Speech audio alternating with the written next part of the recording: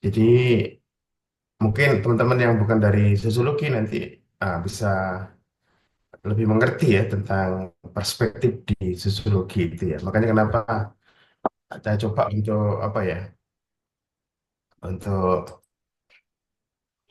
segera mendahulukan hari ini ya, teori ini ya. Dan mungkin kalau teman-teman nanti masih kebingungan bisa langsung bertanya ya di saat ini ya saya presentasi. Baik, mungkin dari teman-teman yang lulusan sosiologi pasti paham ya tentang teori uh, perspektif fungsional ya. Ada fungsional, ada konflik, ada interaksi simbolik ya. Nanti Pak Wildan bisa adaptasi ya. Ada interaksi simbolik itu ya. Dan ada feminis, kalau mungkin ada postmodern itu ya. Ada itu adalah perspektif-perspektif di sosiologi ya. Dan ya kalau fungsionalisme ini misalnya dia lebih menekankan pada stabilitas sosial ya. Bagaimana teknologi digital itu mempertahankan stabilitas sosial ya. Kalau ini fokus pada struktural fungsional ya. Lalu kalau yang konflik itu lebih bagaimana ketimpangan akses digital menyebabkan konflik kelas ya, kayak apa?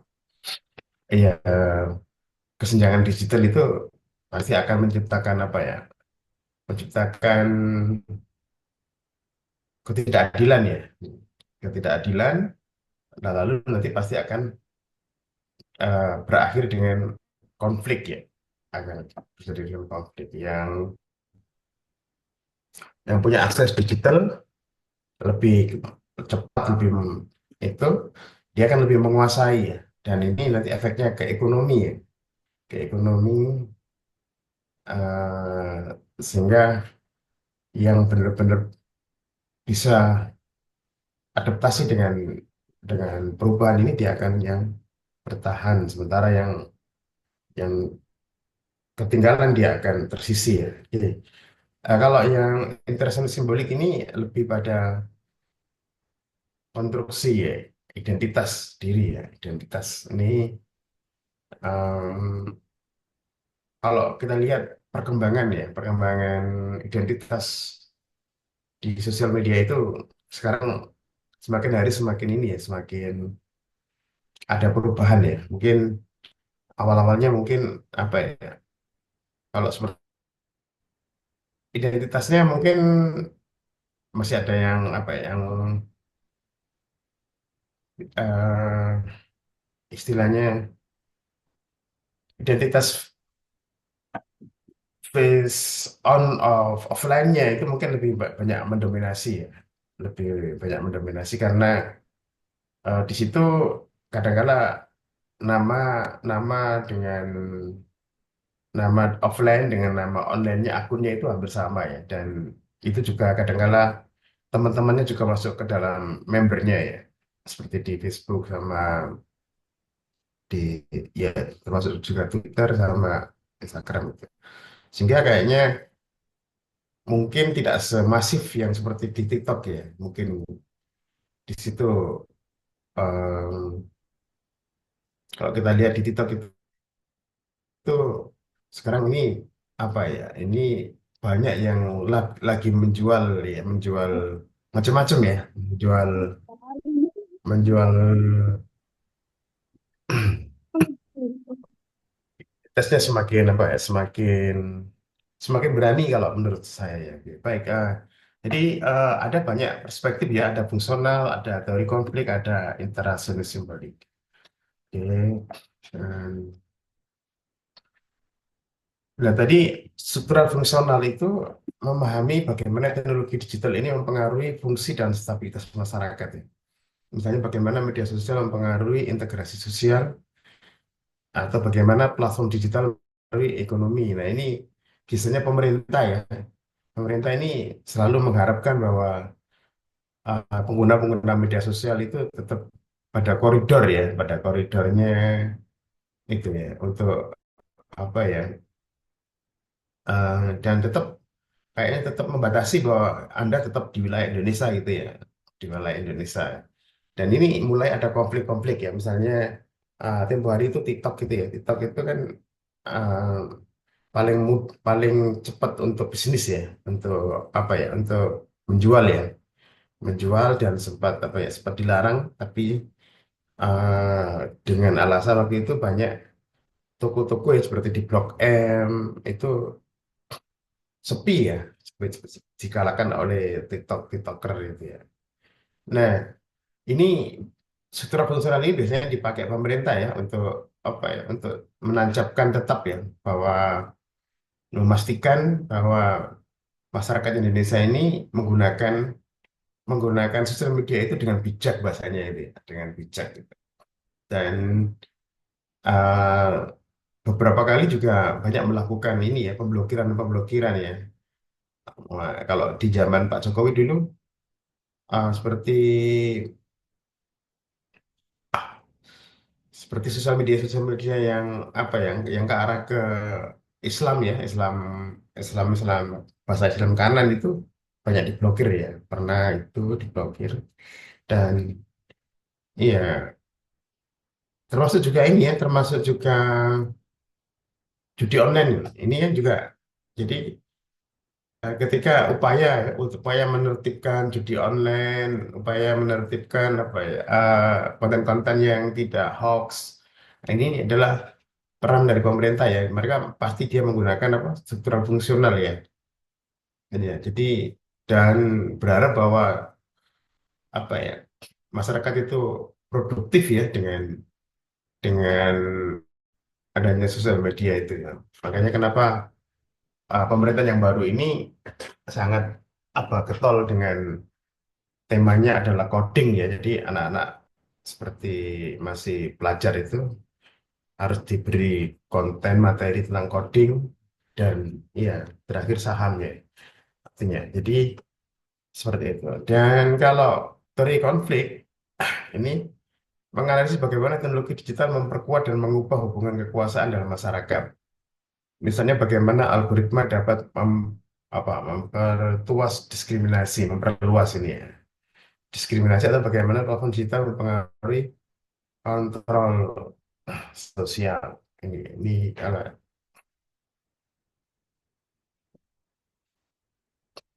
dengan iya, dengan sosial media sebenarnya banyak ya gerakan-gerakan sosial ya, gerakan-gerakan sosial di sosial media, seperti yang Indonesia Gelap itu sangat apa ya, sangat mungkin pemerintah dan aparat pun kayaknya tidak bisa memprediksi ya ada gerakan cepat itu ya. Bahkan iya, Prabowo ya kalau nggak salah 2 hari kemarin ya itu mengumpulkan rektor-rektor ya seluruh Indonesia yang dipilih ya, terutama kampus-kampus besar ya, itu untuk dikumpulkan, dibawa ke istana ya, untuk apa, untuk di briefing ya, agar mahasiswa tidak tersusupi katanya ya. Jadi eh, artinya pemerintah pun tidak bisa memprediksi, dan takut juga ya kalau ada gerakan-gerakan lebih lanjut ya. Oke, jadi em, ini kayaknya ada perubahan ya. Jadi kalau mungkin apa ya, bagaimana orang mengorganisir ya, mengorganisir gerakan secara cepat ya dengan media sosial sebagai koordinasi, lalu nanti uh, perlu ketemu juga demonstrasi ya di offline ya. Oke. Kalau interaksi simbolik ini memahami bagaimana individu menciptakan makna ya dan identitas melalui interaksi online ya. Misalnya bagaimana media sosial mempengaruhi, oh ini tadi ada salah enter ya. Bagaimana media sosial mempengaruhi pembentukan identitas dan bagaimana meme mempengaruhi komunikasi dan budaya. Ya, ini kita dikenalkan sekarang cara baru untuk berkomunikasi ya, dengan menggunakan meme ya. Meme ini lebih efektif.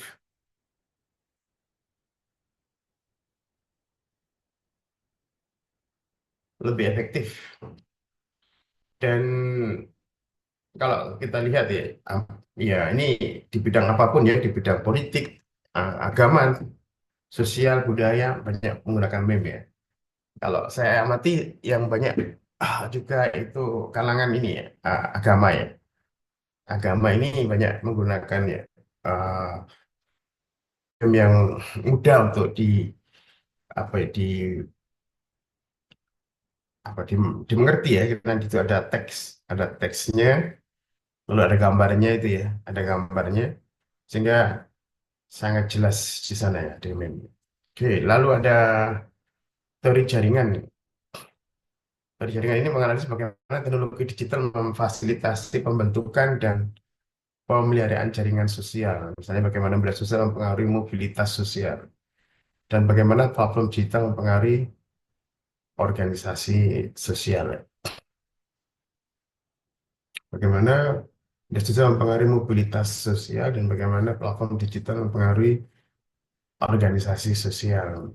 Nah, ini kayak banyak ya, ormas-ormas pun banyak menggunakan ini ya, menggunakan media sosial ya. Partai juga ya menggunakan media sosial dan sejauh ini belum ada kayaknya ya penelitian-penelitian tentang efektivitas ya. Mungkin kalau teman-teman nanti bisa ya, misalnya partai kan, hampir semua partai punya ya sosial media. Baik kalau seperti Gerindra ya pasti lengkap ya, ada di X, ada di Instagram ya, semua tidak hanya Gerindra ya, Demokrat. Dan dia di situ yang perlu apa ya, mungkin diteliti ada bagaimana mereka berkomunikasi dengan ininya ya, konstituennya ya, dan bagaimana mereka merekrut ya, dan istilahnya rekrut simpatisan-simpatisan atau iya anggota-anggota baru ya. Ini juga belum banyak diteliti ya, dan sebenarnya itu menarik untuk diteliti ya. Itu termasuk juga ormas-ormas ya, ada Muhammadiyah, ada NU, itu semua menggunakan media media sosial atau berbasis online ya. Nah, ini ada teori modernisasi dan globalisasi ya. Jadi memahami bagaimana teknologi digital mempengaruhi proses modernisasi dan globalisasi. Misalnya bagaimana internet mempengaruhi penyebaran budaya dan bagaimana platform digital mempengaruhi ekonomi global. Ya, sekarang pasti berbasis platform ya. Eh, saya nggak tahu ini, kalau nggak salah Dana itu kan platform itu ya. Apa kayak ada GoPay, ada Dana, ada apa ya, kalau saya lihat ini sebentar. Dana ini kayaknya orang Malaysia ya, dia kreatif ya, dia luar biasa ya.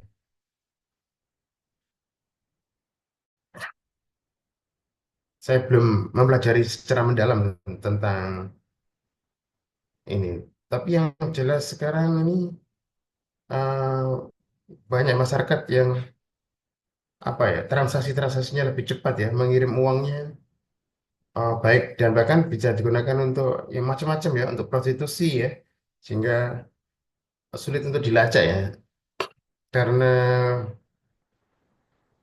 dia tadi dia banyak menggunakan platform-platform atau platform digital ya. Kita lihat ya, ini ada Dana ya, ada Dana, ada iya jelas ada OVO, ada GoPay, ada Link Aja, ya ada Shopee Pay ya. Ini banyak, ada Isaku. Nah ini luar biasa ya. Jadi bagaimana mereka, kalau dulunya kan cuma apa ya, bank-bank aja ya, dan itu pasti tidak, kurang ini ya, kurang kurang begitu cepat ya. Cuma nanti juga resikonya juga luar biasa ya. Resiko tentang apa ya, penipuan ya, penipuan ya. Jadi ini eh, luar biasa ya sekarang, karena orang bisa transfer uang tidak lagi melalui ATM ya, tapi yang melalui aplikasi-aplikasi tadi itu. Termasuk juga muncul aplikasi-aplikasi seperti Kris itu ya. Jadi pembayaran-pembayaran semakin semakin cepat ya. Sekarang orang orang nggak akan bawa uang kemana-mana ya. Nah, dulu masih pakai ATM, sekarang cukup dengan aplikasi aja ya, Kris itu sudah sudah lebih mudah. Nah itu mungkin bisa nanti dianalisis dengan teori modernisasi dan globalisasi ya. Maksudnya kalau teman-teman tertarik pada eh, tentang aplikasi-aplikasi ya yang mendorong ekonomi transaksi itu. Dan ya tadi itu bahwa sosiologi kita ini termasuk ilmu-ilmu sosial kita ini telat ya merespon sehingga nggak ada penelitian ya di seputar itu semua tadi ya, nggak ada ya. Jarang kalau saya lihat selama saya dilihat di sosiologi ini juga nggak ada misalnya tadi yang bagaimana partai politik itu efektivitas partai politik portal ya, portal partai politik itu dengan studi kasus partai mana itu enggak, saya kira kok enggak muncul. Yang menarik kayak misalnya em, seperti Demokrat gitu ya. Demokrat itu kan ya gabung pemerintah ya, bagian dari pemerintahan. Tapi Demokrat kan ya pernah juga apa berseberangan ya dengan pemerintahan sebelumnya ya. Eh, Pak Jokowi dan ya sempat kritis juga ya maksudnya. Terus sekarang dengan gabung dengan pemerintahan Pak Prabowo ini itu kan jelas representasi Pak Jokowi kan jelas ya di pemerintahan Pak Prabowo ini. Sehingga nanti itu bisa dilihat ya komunikasinya Partai Demokrat dengan konstituennya seperti apa di portal mereka itu juga menarik sebenarnya untuk diteliti. Nah, lalu ada ini ada teori postmodern ya. Menganalisis bagaimana teknologi digital mempengaruhi identitas, realitas dan pengetahuan ya. Bagaimana media sosial mempengaruhi representasi diri dan bagaimana simulasi digital mempengaruhi persepsi tentang realita.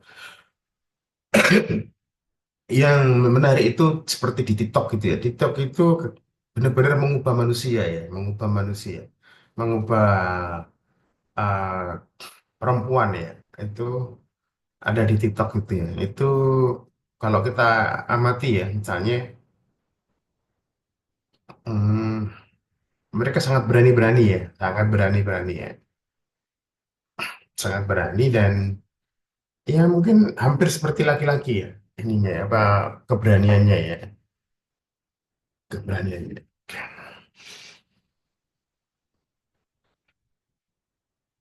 Lalu teori apa ya? Kalau tadi yang TikTok tadi ya, kalau setahu saya itu coba teman-teman lihat ya, kalau sebelum ada internet itu ya, bahkan mungkin kalau kita mundur ya, perempuan-perempuan itu ada perasaan malunya tinggi ya, perempuan-perempuan itu. Memang perempuan itu kayaknya didesain ya, DNA-nya itu agak-agak pemalu ya. Memang dikonstruksi dari kecil ya, dari orang tuanya itu ya. Dan sehingga bahasa-bahasanya tidak vulgar ya. Tidak hanya bahasanya, tapi gesturnya juga nggak vulgar ya. Gestur-gestur yang mungkin goyangan-goyangannya ya mungkin kecuali penyanyi penyanyi dangdut ya. Tapi setahu saya secara umum mungkin masih ada konsep konsep kalau menurut Megawati itu budaya ketimuran ya, budaya ketimuran itu mungkin semakin semakin ke belakang ya mereka semakin ini ya semakin konsep malunya sangat tinggi ya. Nah, terus sekarang ini kita lihat di TikTok ini, waduh nggak ada rasa malu ya. Itu sudah hmm, kadang-kadang lebih parah ya, lebih parah maksudnya. Artinya identitasnya ini sudah berubah teman-teman ya. Identitas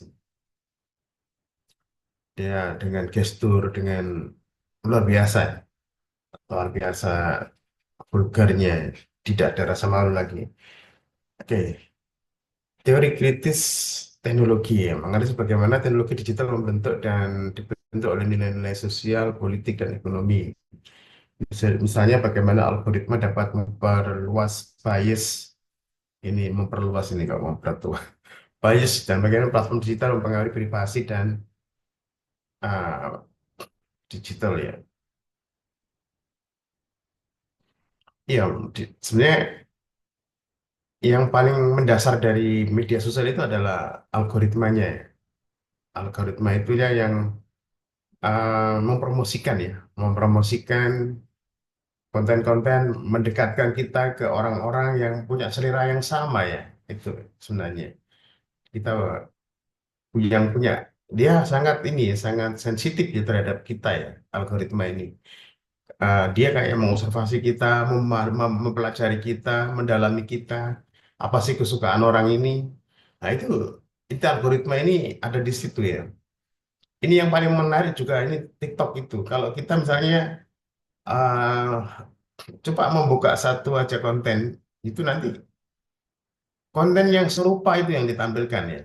Itu aja itu ada algoritma teman-teman. Algoritma yang ya mungkin nanti mereka akan ketemu yang suka dangdut, suka pop, suka macam-macam itu. Suka yang usil, suka yang ya Pak, di situ ya semuanya. Di situ algoritma. Lalu ada perspektif feminis ya. Bagaimana teknologi digital ini mempengaruhi gender ya dan seksualitas ya. Bagaimana media sosial mempengaruhi representasi perempuan atau bagaimana platform digital uh, mempengaruhi pelecehan online ya. Iya sekarang banyak ya ini apa aplikasi-aplikasi kencan ya. Aplikasi-aplikasi kencan. Ya, ini kalau ini sudah banyak penelitian ya.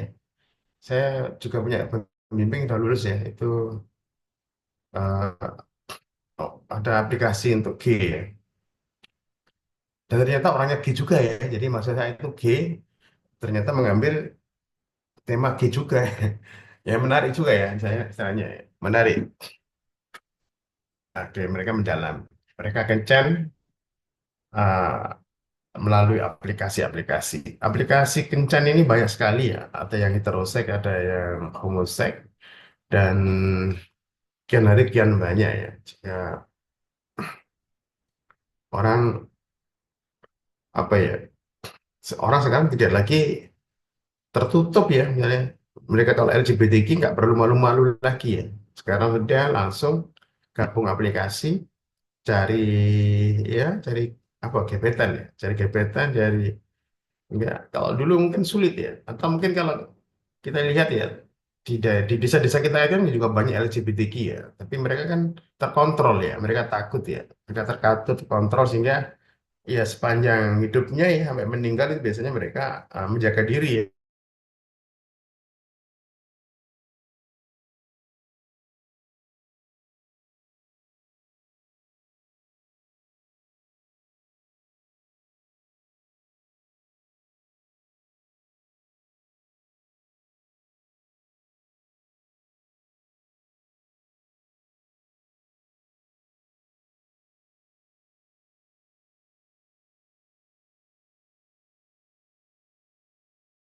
berkembang ya. Dan iya menarik juga ya seperti di Instagram itu juga banyak ini ya ada perempuan-perempuan berkisah itu ya. Bagaimana ini gender ini perempuan-perempuan feminis ini menarik, menarik ya. Jadi ada penelitian masih saya lagi meneliti ya tentang perempuan berkisah ya di Instagram itu ya. Itu memang khusus ya mereka ada perempuan-perempuan yang korban pelecehan seksual, korban KADRT itu dia gabung ya ke dalam komunitas perempuan berkisah itu ya. Dan dia akhirnya speak up di situ ya, speak up.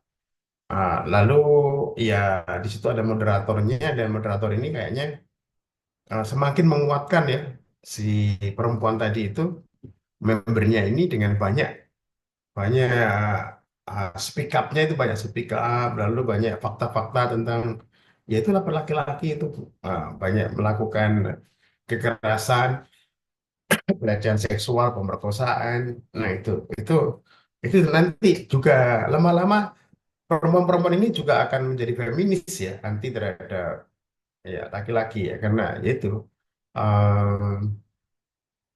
identitasnya akan menguat ya. dan dia akan disuguhi terus ya dengan ya tadi itu bahwa ya inilah laki-laki itu yang penuh dengan kekerasan, brengsek gitu ya. Nah, dan perempuan itu akan menjadi korban terus. Ya, ini ya, saya kira banyak sekali ya, banyak sekali. Dan menarik ya, menarik untuk ya. Jadi perempuan berkisah, lalu apa? Jadi itu aplikasi-aplikasi untuk untuk ya termasuk MiChat ya, MyChat atau yang macam-macam ya. Itu oke. Dan ya kembali lagi bahwa kita ini telat-telat ya. Jadi mahasiswa kita ini nggak termasuk di S1 ini nggak arah ke sana ya. Sehingga padahal ya fenomenanya luar biasa teman-teman ya. Teman biasa. Bayangkan nih, contoh tadi, mahasiswa saya S2 itu G itu ya. Lalu dia, ya awalnya dia ke saya, kenapa tertarik tema apa, Mas? Oh ini, saya tertarik tema-tema ini, apa, aplikasi ini untuk LGBTQ gitu ya, untuk mencari pasangan. Nah, setelah itu saya, wah ini kayaknya LGBT, ini kayaknya iya, ternyata dia benar-benar G ya, dia benar. Tapi karena dia gay dan apa ya punya pengalaman yang cukup sehingga ya enak membuat tesisnya ya enak cepat ya karena ya itu mendalami ya dia mendalami dan memang dia pemain juga di situ ya di aplikasi itu ya. Ya. Lalu ada perspektif postkolonial ya, jadi menganalisis bagaimana teknologi digital itu mempengaruhi hubungan antara negara-negara maju dan berkembang ya. Bagaimana platform digital mempengaruhi imperialisme budaya dan bagaimana akses internet mempengaruhi kesenjangan digital. Nah, ini kalau ini kayaknya hmm, gini, yang menarik itu kan kita kan pernah punya konsep Batam ya. Batam itu kan sebenarnya ekonomi yang bebas apa ya, bebas bea cukai nggak salah ya Batam itu. Dan itu gagasannya Pak Habibie ya. Ya sebenarnya itu gagasan cerdas ya. Saya suka termasuk Batam itu karena bayangkan di Batam itu ya, di Batam itu kalau 1 minggu itu orang Malaysia, orang Singapura itu datang ya ke sana, menginap. Ada hotel di situ, atau hanya sekedar, ada yang sekedar makan ya. Pasti ya, Ah, misalnya Sabtu Minggu itu, apakah dia hanya sekedar makan, lalu kuliner, lalu pulang kembali lagi. Itu di situ ada kapal itu ya. Ada kapal di sana dan atau ada yang menginap itu ya. Intinya bahwa Batam itu memang benar-benar luar biasa. Batam itu dan produk-produk makanan di situ lengkap ya. Jadi kalau kita nggak perlu ke Malaysia sebenarnya kalau ingin membeli makanan-makanan ya, termasuk mie Malaysia, muruku Malaysia, termasuk coklat ya, coklat itu ada di situ semua, termasuk juga makanan-makanan Singapura itu ada di situ semua. Dan harganya juga murah ya. Kalau kita ingin beli seperti apa, seperti HP atau laptop itu enak itu lebih murah ya karena nah tapi ini kan tidak diteruskan oleh pemerintahan kita ya istilahnya kurang ya kurang apa ya, setelah Pak Habibie itu akhirnya tidak di ternyata ini Malaysia itu sekarang mencontoh Batam itu teman-teman ya. Jadi Malaysia tahun kemarin itu dia mencontoh Batam tapi dia lebih digital jadi kota digital gitu ya. Makanya kena tahun kemarin itu mereka mengundang jadi banyak minta mahasiswa ya, terutama dari prodi ekonomi digital itu ya, untuk magang ke sana ya. Nah, kebetulan mahasiswa kami itu ada dua yang magang ke Malaysia yang di tadi itu kota digital itu. Nah, di kota digital itu nanti itu ini lagi berkembang dan itu kayak di apa ya uh, seperti Madura gitu ya maksudnya ya, seperti Madura yang ada di pulau ya, pulau tersendiri ya, yang dikelilingi oleh laut itu ya. Dan itu serba digital itu ya, teman-teman ya. Serba digital dan di situ nanti itu ada ada ini Jadi ada perdagangan internasional ya, dengan digital juga ya. Di situ nggak ada produknya ya, produknya nggak ada di situ. Di situ hanya perkantoran aja, dan perkantorannya itu hanya, misalnya Indonesia mungkin cuma cukup 2 orang atau 3 orang aja di situ ya, ah, perkantorannya. Tapi barangnya ada di Indonesia ya. Dan transaksinya secara digital di sana, dan itu ternyata eh, apa? Bentar.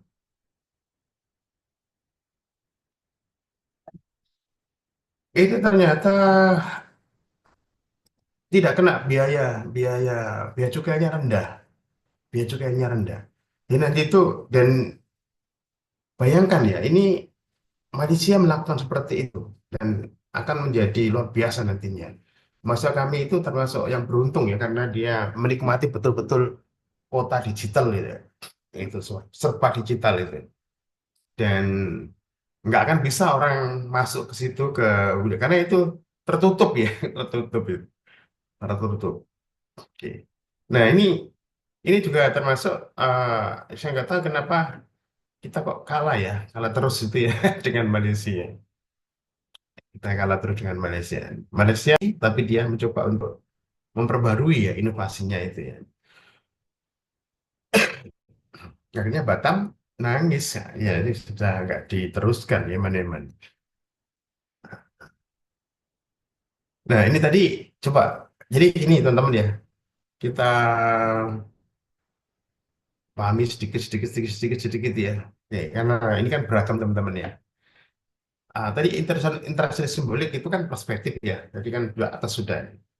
Nah, itu bagaimana interaksi di sosial media pakai emoji, emoji pakai like, comment, like, comment, share bahasanya ya. Like, emoji juga. Ini juga sekarang kalau polisi kita ini nggak paham, nggak pintar juga, kalah juga dengan apa ya, perdagangan narkoba, jaringan narkoba internasional, nasional itu pakai emoji ya. Itu ya. Kalau dia nggak paham, ya nggak bisa. Jadi interaksi sekarang, interaksi dengan apa sesama apa jaringan-jaringan narkoba itu, apa istilahnya, itu tidak menggunakan bahasa-bahasa, tapi pakai emoji itu ya, sehingga lebih mulus ya, lebih mulus. Sehingga aparat-aparat polisi ini kalau dia nggak belajar ya, ya, ya percuma ya mereka. Makanya kan pernah ada gagasan pasukan cyber ya, pasukan. Ya, ya.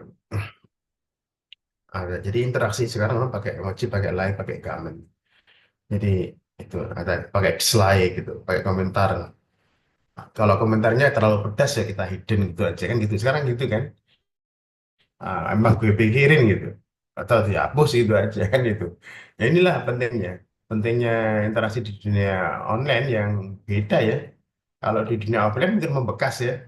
Membekas sampai ke hati. Kalau di offline nggak suka ya dihapus, kalau enggak ya ditinggalkan gitu aja gitu. Oke. Tadi itu simbolik. Nah, ini menarik. Sekarang jaringan narkoba emoji ini belum ya, ya belum. Kalau polisi-polisi yang reserse yang ini sudah pintar dia, misalnya kalau dengan offline dia pintar sekali ya. Tapi kalau dengan online ini kayaknya belum, karena perlu pendalaman ya.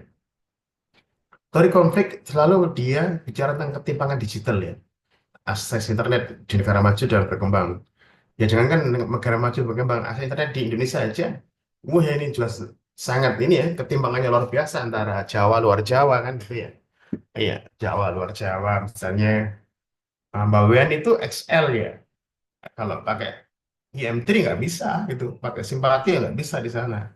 Yang adanya XL ya misalnya. Kalau kita ke Makamulu, Kalimantan ya sama juga gitu, dan mahal ya, mahal, dan nggak cepat juga ya, aksesnya kurang ya. Dan ini akan beda dengan negara maju yang sudah wah luar biasa ya, mungkin Makanya kita selalu ketinggalan ya. Jadi kita nggak bayangkan masih ketinggalan ya. Masih ketinggalan. Di sini masih megap-megap kan. Jadi terlalu mahal kalau menurut kami ya, menurut saya ya. Akses internet di kita ini terlalu mahal ya. Sebenarnya kalau bisa itu semua semua keluarga itu harus punya akses internet yang murah dan tidak harus yang murah maksudnya dan mungkin bisa ini tidak harus untuk televisi ya itu kan nggak perlu sebenarnya ya kalau untuk televisi mungkin eh, kuotanya semakin apa ya berat ya pokoknya seharusnya ya di zaman sekarang ini dan bahkan mungkin di negara-negara lain sudah ya setiap rumah itu pasti ada jaringan internetnya tidak harus seperti kita ini kan komersialnya tinggi kan dan harusnya kan apa ya kalau itu kan dibawa ke seperti IndiHome lalu apa First Media yang iya cenderung ke swasta ya sehingga itu mahal-mahal ya. Awalnya aja ya di kayak promo 300 250 lalu naik menjadi 300 naik lagi menjadi 500 ya orang kan ya akhirnya banyak banyak ini banyak nggak jadi nggak diteruskan kan karena itu tadi itu kan dipermainkan ya hanya promo aja dan mereka sempat sebenarnya ketika waktu COVID itu sempat diuntungkan ya mereka-mereka itu IndiHome lalu First Media apa macamnya banyak itu ya kalau kita lihat di kabel-kabelnya itu kan banyak warna-warna apa tiangnya itu kan banyak mencerminkan perbedaan perbedaan ya karena waktu COVID itu kan sekolah online ya online itu sehingga banyak orang nah itu karena kuota internetnya itu jadi ini ketimpangan ini emang dari konflik ini lebih fokus pada ketimpangan ya interaksi simbolik ini fokus pada ya interaksi sosial yang menggunakan emoji yang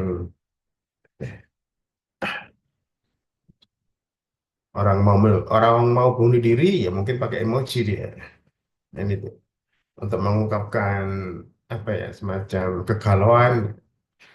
Nah ini ada teori postmodern ya Burju ini ya. Ini adalah kapital sosial di LinkedIn dan atau Instagram. Ini menarik. Nah, teman-teman ya sekarang ini kalau kita ingin cari kerjaan itu nggak perlu ya pakai map itu kemana-mana sudah nggak perlu ya sekarang nggak perlu ini cocok ini dengan Burju ini ya kapital sosial ini sekarang termasuk Unesa ya Unesa ini iya kami sekarang bekerja sama dengan Kenobi ya Kenobi itu adalah perusahaan Australia ya Singapura ya. Dia punya portal di situ banyak perusahaan-perusahaan internasional maupun nasional ya Kenobi itu dan ya tapi dan kita memberikan akses mahasiswa untuk mengakses Kinobi tersebut dan Kinobi juga seringkali memberikan pelatihan-pelatihan untuk apa? Untuk bagaimana membuat CV yang bagus ya. Membuat CV yang bagus, lalu CV yang bagus itu di- dimasukkan ke LinkedIn ini ya, ke LinkedIn atau Instagram. Tapi ya, kalau biasanya kalau CV ke LinkedIn ya. Ke LinkedIn ini sehingga sekarang ini perusahaan-perusahaan internasional itu mencari CV-CV justru mereka mencari ya mencari CV yang diinginkan oleh mereka oleh beberapa perusahaan internasional itu bukan kita yang mencari sekarang enggak kita cukup misalnya membuat CV yang bagus nah tapi CV yang bagus ini kan harus dilengkapi dengan kegiatan kan dengan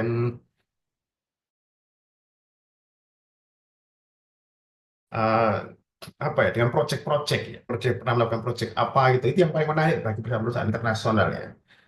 Dan sekarang ini saya juga ada perkembangan baru ya kalau dulu mahasiswa sosiologi S1 itu nggak mau ikut LSM walaupun kita dorong ya nggak mau ikut LSM tapi sekarang mereka malah ikut LSM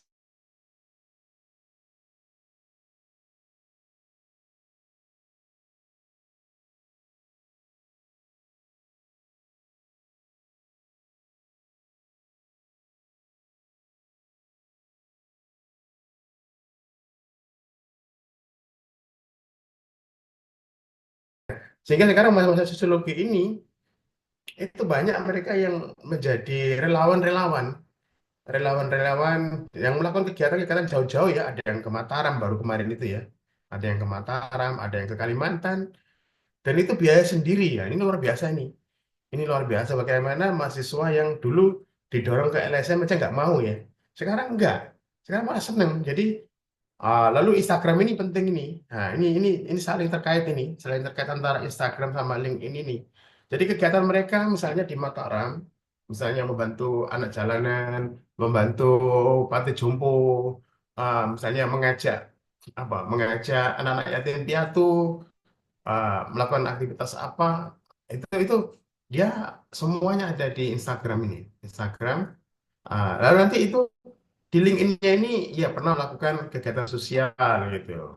Pernah melakukan pemberdayaan gitu di sini. Nah, itu dijadikan di CV-nya di sini. Dan ini tidak hanya satu dua, ini banyak sekali ini.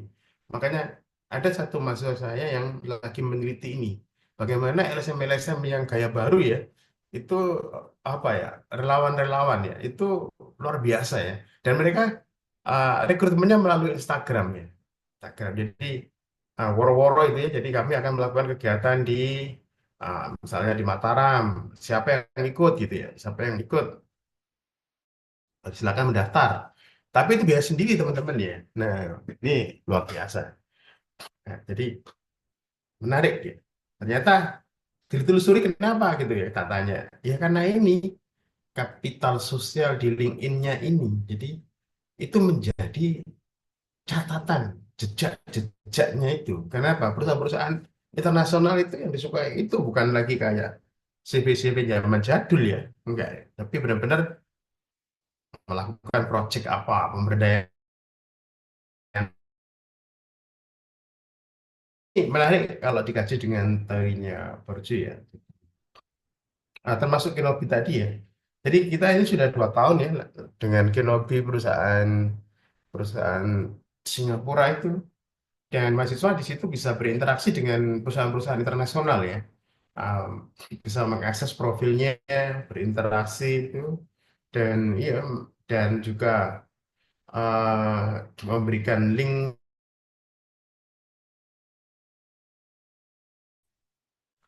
Kalau ada orang mengatakan pengangguran, ya itu sebenarnya karena kurang ini ya. Kalau hanya sekedar kuliah ya, ya memang bencut ya. Kalau orang-orang hanya sekedar kuliah itu. Makanya kenapa Menteri kita Nadiem itu luar biasa sebenarnya semangatnya dengan MBKM itu semangatnya luar biasa karena dia paham betul bahwa eh, tren internasional itu nggak seperti dulu ya.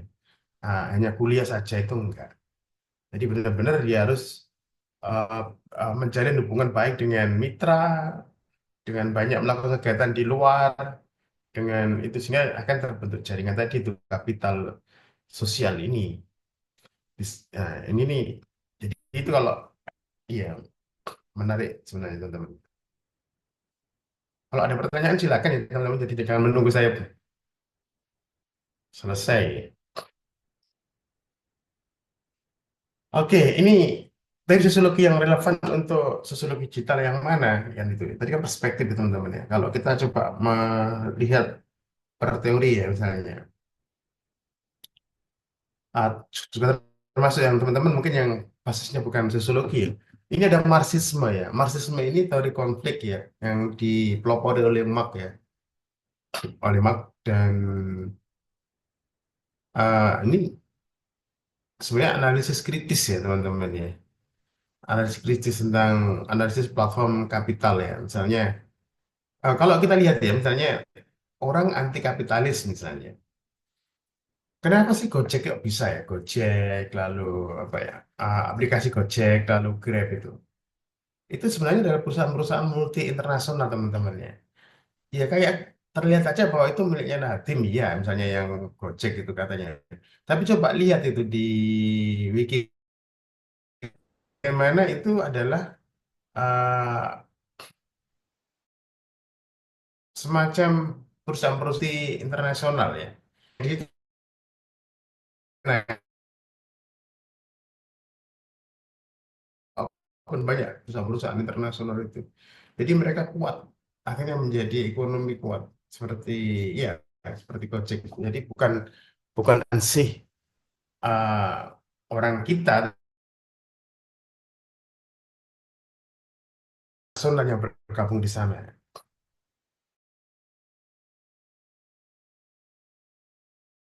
Ini kan sebenarnya kalau kita lihat ya, ini kan sekarang kayak serba online ya, seperti KTP, KK, iya, ya. Bahkan dan ini kita kan sering kena hacker itu ya, yang dari Biorka itu. Biorka itu kan hacker yang legendaris ya. Dia yang punya SIM berapa juta itu, berapa ribu, eh, itu dia. Jadi eh, dan dia selalu muncul ya Biorka itu ya, selalu muncul dan dia punya dan datanya itu dijual ya, dijual secara internasional ya di web khusus para hacker itu ya. Oke. Ya, saya tadi Marxis ini juga masih tetap relevan ya. Dan alienasi dalam kerja digital ya. Ya, sekarang mulai ada gig ekonomi ya. Gig ekonomi ini saya nggak tahu ini kalau misalnya dikaji dengan alienasi ya. Alienasi ini kan bagaimana pekerja itu teralienasi ya, jauh dari apa, jauh tidak bisa menikmati produksinya misalnya. Dia teralienasi dari lingkungan sosialnya misalnya. Eh, Sekarang ekonomi itu adalah gig ekonomi ya. Gig ekonomi ini teman-teman kalau nanti membayangkan bahwa pekerja-pekerja seperti lulus S1, lulus S2 lalu ingin jadi kayak pekerja tetap itu kayaknya sudah mulai ditinggalkan ya. Ingin menjadi pegawai tetap itu sudah mulai ditinggalkan. Perusahaan-perusahaan internasional dan mungkin juga nanti akan perusahaan-perusahaan internasional itu sudah mulai meninggalkan gaya-gaya gitu ya. Punya pekerja tetap sekian ratus ribu itu, sekian ratus, sekian ribu itu sangat tidak efisien ini. Sangat tidak efisien. Bagaimana mereka harus membuat kantor ya? Di kantor itu pasti ada listrik, ya, air, lalu bagaimana? Nah, itu akan membuat apa? Pemborosan itu, pemborosan. Eh, lalu pasti tenaga kerja ini minta gaji yang tinggi karena apa? Karena ini terkait dengan transportasi kan ya. Dari rumah ke kantor itu kan butuh waktu transportasi kan itu. Dihitung semua kan itu. Dihitung. Termasuk biaya makan. Ya ini kan dihitung. Akhirnya sampai gaji seperti itu. Tapi sekarang dengan gig ekonomi itu adalah hanya temporer-temporer. Hanya 3 bulan, hanya 2 bulan, ya semacam itu. Jadi kedepannya ini kayaknya akan dihapus ya tenaga-tenaga kerja tetap itu ya. Jadi mimpi nanti kalau seperti kayak pegawai negeri itu mungkin akan jadi mimpi ya istilahnya. Nah, sekarang ini mulai ya Amerika ya mulai mulai bersih-bersih ya, mulai bersih-bersih yang dibawa Trump ini ya akan dipecat, pecat, pecat itu ya misalnya. Nah, itu memang apakah sebenarnya Trump ini lebih ini ya, lebih pintar melihat kondisi situasi ya memang. Memang eh, tidak seperti apa ekonomi dunia nggak bergerak seperti yang dulu-dulu ya. Jadi nggak perlu sekarang tenaga kerja yang tetap itu hanya temporer aja yang apa proyek-proyek apa gitu misalnya. Makanya kenapa tadi LinkedIn tadi CV-nya mahasiswa itu penting. Karena perusahaan-perusahaan internasional itu tidak mencari pegawai tetap, tapi mencari orang yang apa misalnya, dia ahli di mana misalnya.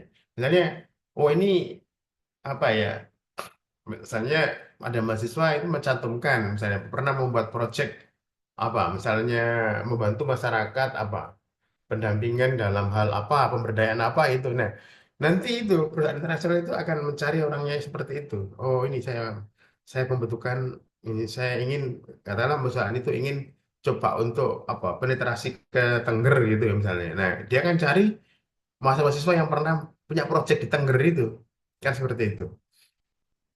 Nah, itu.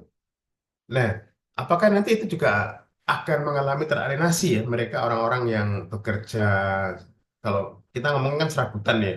Tapi sebenarnya gajinya lumayan ya gajinya ya. Tidak. Jadi ini ada penawaran-penawaran gitu ya. Ada penawaran lalu uh, pihak misalnya perorangan atau berkelompok itu menawarkan proposalnya itu secara digital ya. Nah, relasi produsen dan konsumen di ekonomi digital. Nah, ini menarik, ini sekarang lagi apa ya? Lagi booming ini tentang THR ini ya. Ini kan Pak Prabowo kan harus memberikan THR kan gitu ya ke ojol ya. Ke ojol itu. Nah, tapi saya sudah diskusi banyak dengan ojol ya. Itu dia oh PHP itu misalnya PHP PHP PHP. Ya. Ini kan ada semacam ini ya. Tenaga kerja itu sekarang apakah Gojek-Gojek itu tenaga kerjanya kan? Relasinya. Jadi kenapa mereka nggak mau enggan ya memberikan THR itu karena mereka hanya mitra, dianggap mitra. Kalau saya diskusi dengan Gojek itu, driver Gojek itu adalah mereka dipandang hanya sebagai mitra. Pekerja yang tadi itu mungkin bisa dikatakan gig ekonomi ya. Jadi um, dianggap sebagai mitra, kamu aktif hari ini nggak aktif juga nggak apa-apa gitu sehingga mereka enggan. Nah, tetapi ini kan pemerintah kan tetap memaksa kan gitu ya, memaksa untuk memberikan apa THR, sementara perusahaan tidak merasa itu pegawai tetapnya kan gitu. THR kan untuk pegawai tetap ya. Nah, tapi pemerintah ini didorong, didesak oleh driver-driver tersebut kan dengan aksi-aksinya itu. Kami kenapa kok kami nggak beri THR? Nah, ternyata kata driver-driver Gojek itu kayaknya itu hanya omon-omon katanya. Duh, kok bisa omon-omon? Iya, ternyata iya setelah saya dalami ya, itu ternyata nanti itu berkaca dengan tahun yang kemarin juga iya. Jadi nanti itu ojol itu, Gojek itu, driver termasuk yang Gokar itu hari raya harus menarik ya, harus narik, harus narik konsumer. Jadi tetap dia harus bekerja hari raya itu, hari raya satu, hari raya dua. Dan itu harus minimal dua orang ya, dua sekali trayek ya. Dua sekali trayek. Artinya kan mereka nggak boleh pulang kampung kan. Nggak boleh pulang kampung. Itu dan itu kalau nggak salah tahun lalu itu dia satu hari diberi 300 nggak salah ya. Diberi 300. Jadi ya bukan THR ya karena ah, apa ya standarnya kan bukan satu kali gaji gitu ya. Ya karena dia nggak punya gaji.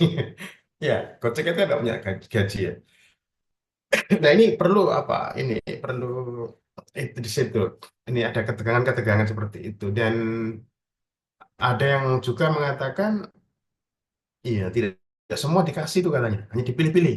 Nah dipilih seperti apa ya? Mungkin pihak perusahaan punya cara ya untuk menilai ya, apakah berdasarkan bintang atau apa nggak tahu ya. Tapi yang jelas tidak semua mendapat, tapi hanya beberapa saja yang dipilih itu. Ya, kalau yang gokarnya ya. Tapi kalau yang Gojek tadi bahwa dia harus narik itu ya. Oke. Nah, ini saya kira juga bisa dianalisis dengan teorinya Mark ya. Itu ya. Jadi itu. Nah, ini ada teori jejaring Latour dan Kastel ya. Ini termasuk baru ya sebenarnya ini. Pemahaman aktor network theory untuk melihat relasi manusia teknologi, network society, dan konteks sosial media. Ini sebenarnya kalau kita lihat ada influencer ya, influencer atau buzzer yang negatifnya kan buzzer ya, tapi yang positifnya kan influencer ya, kan banyak ya. Sebenarnya adalah aktor-aktor baru ya, aktor-aktor baru di dunia online ya. Bahwa mereka banyak membuat masalah, banyak membuat apa ya, dan ternyata tadi, kebetulan saya dari rumah ke sini tadi itu, ke kantor tadi itu, saya buka SS ya, Suara Surabaya. Itu ternyata untuk soal buzzer, untuk soal influencer, itu ternyata Indonesia nomor satu ya, katanya itu. Maksudnya Indonesia mungkin nomor satu orangnya. Jadi yang memanfaatkan internet, media sosial untuk hal-hal seperti itu Indonesia nomor satu. Bahkan malah Amerika itu barusan aja malah mencontoh Indonesia katanya. Baru mereka itu sekarang mulai menggunakan influencer ya. Nah, ini kembali bahwa Indonesia itu sebenarnya adalah satu langkah di depan sebenarnya seperti slogan Indonesia ya. Satu langkah di depan. Tetapi tadi itu bahwa di dunia intelektualnya ini yang ketinggalan ya. Kalau pelaku-pelakunya sudah satu langkah di depan ya. Makanya kan kemarin saya katakan bahwa penggunaan internet untuk demokrasi ya, untuk demokrasi itu pertama kali Indonesia ya. Pertama kali Indonesia, bukan negara mana. Reformasi 98 itu benar-benar itu bukan bukan apa ya, bukan karena aksi-aksi offline tidak. Ya memang ada demonstrasi besar-besaran iya, tapi itu digerakkan ah, melalui para aktivis-aktivis elit terutama aktivis-aktivis elitnya itu dia berkomunikasi melalui email ya untuk menghindari kejaran dari aparat militer itu ya. Jadi mereka koordinasi melalui email lalu iya agar tidak terdeteksi oleh aparat militer dan mereka juga punya forum yang namanya ya, How do you do itu ya apa kabar Indonesia itu yang dibuat oleh orang Amerika ya untuk mempertemukan aktivis-aktivis pro demokrasi itu ya dan sering membuat aksi-aksi ya aksi-aksi jadi internet untuk politik itu pertama kali Indonesia ya uh, baru belakangan itu digunakan oleh beberapa negara ya. Nah, termasuk juga influencer tadi itu ternyata Indonesia ternyata yang memulainya. Termasuk buzzer-buzzer itu kayaknya ya Indonesia kayaknya. Kalau dibanding dengan Malaysia, ya, buzzernya Indonesia yang lebih galak ya. Banyak orang mencari ekonomi dari dari buzzer tadi. Dan orangnya jelas ya, banyak itu. Kita tahu banyak banyak mereka. Dan sekarang mereka malah banyak menjabat ya. Menjabat di komisaris-komisaris BUMN luar biasa ya. Jadi makanya lebih baik menjadi buzzer ya ketimbang apa gajinya lebih tinggi teman-teman ya buzzer ya. Dia lebih enak, lebih ya dan akhirnya ya dapat jabatan ya kalau apa kalau yang di yang didukung ini menang ya dia ada jabatan. Iya jadi komisaris, jadi apa jadi banyak yang jadi duta-duta ya. Bekerja di kedutaan banyak itu. Oke. Jadi itu bisa ya, bisa pakai teori-teorinya Kastel sama Latour. Nah ini ada Foucault. Foucault ini juga postmodern ya. Ini juga dia punya konsep panoptikon untuk studi pengawasan digital ya. Surveillance capitals, biopower dalam algoritma. Ini juga ya dalam algoritma kita dipelajari ya oleh sebenarnya kita yang dipelajari oleh komputer oleh kita tidak mempelajari malah kita yang dipelajari sebenarnya sehingga mereka merekomendasikan kan gitu algoritma ini merekomendasi pada kita itu dan yang jadi masalah adalah ada yang pihak-pihak yang bisa mempermainkan algoritma ini gitu agar kontennya diakses banyak orang kan gitu. Nah, jadi ini juga ada ininya ada buzzernya juga ini algoritma ini misalnya ingin kalau dulu itu misalnya kalau kalau kita coba dulu pernah pakai Google ya Google Search. Google Search itu kan kita mencari misalnya semen yang terbagus, terbaik itu apa gitu ya. Semen yang terbaik apa? Semen yang terbaik itu apa? Apakah semen gresik, apakah dinamik, dinamik ya, dinamik itu atau Holcim ya, Holcim ataukah tiga roda misalnya, atau Padang misalnya. Nah itu eh, biasanya kan ada 10 halaman pertama ya, 10 halaman pertama itu. Laman ya 10 itu ada 10 ya kayak 10 atau mungkin laman yang pertama ya Laman pertama itu kan ada beberapa itu sebenarnya bisa dipermainkan teman-teman ya itu. Itu permainan pertama adalah misalnya perusahaan-perusahaan itu bisa tadi itu influencer bisa mencari orang-orang yang menulis yang dibayar itu ya membuat konten tentang semen yang terbaik itu ya tapi dengan bahasa-bahasa yang bagus. Iya, pasti mesti ini. Semua semen terbaik, semua semen itu baik. Cuma misalnya adalah tingkat kekeringannya, tingkat kecepatan keringnya itu yang berbeda. Gitu. Misalnya gitu biasanya. Kalau misalnya Anda ingin yang cepat kering untuk ngecor ya semen ini. Kalau Anda ingin misalnya membuat apa medium misalnya eh, tidak cepat kering tapi tengah-tengah ya ini. Ada kalau Anda misalnya membuat lambat misalnya karena tidak terburu-buru waktu misalnya ya pakai semen ini. Tapi kekuatannya adalah sama. Tinggal memilih. Nah, tapi di situ nanti akan dibelokkan misalnya keuntungannya. Nah, tergantung dia itu dibayar oleh siapa, misalnya oleh tiga roda gitu misalnya. Ya dia akan di itu. Termasuk juga banyak sepeda motor juga termasuk ya. Mau beli apa Beat atau Mio itu ada semua itu. Ya. Mau beli apa itu. Itu jadi pihak perusahaan bisa ini ya, menyuruh orang ya, menyuruh orang dibayar. Tapi juga bisa menggunakan hacker ya, atau hacker itu misalnya menyeting khusus sehingga nanti ketika kata kunci apa itu dia akan muncul walaupun itu. Nah, kalau yang pertama tadi itu kan dia mencari orang yang influencer yang menulis dan ini kan yang ah, akhirnya apa? Konten yang sering dikunjungin orang dia akan muncul di laman pertamanya Google itu. Tapi laman utama ini juga bisa dihack ya dengan ya memanfaatkan hacker ya untuk ketika kata kunci apa itu disebut dia akan yang pertama muncul itu. Nah, ini juga ya. Jadi itu teorinya Foucault juga masih bisa ya teman-teman ya. Nah, ini termasuk juga Weber ya. Ada Simmel, ada Weber yang tentang rasionalitas teknologi, ya. Ada social distance dalam interaksi virtual atau budaya digital ya, sebagai bentuk modernisasi, ya. Rasionalisasi teknologi ya. Apakah ini hanya untuk instrumental ya? Tanya. Jadi kayak apa ya? Kita lihat bahwa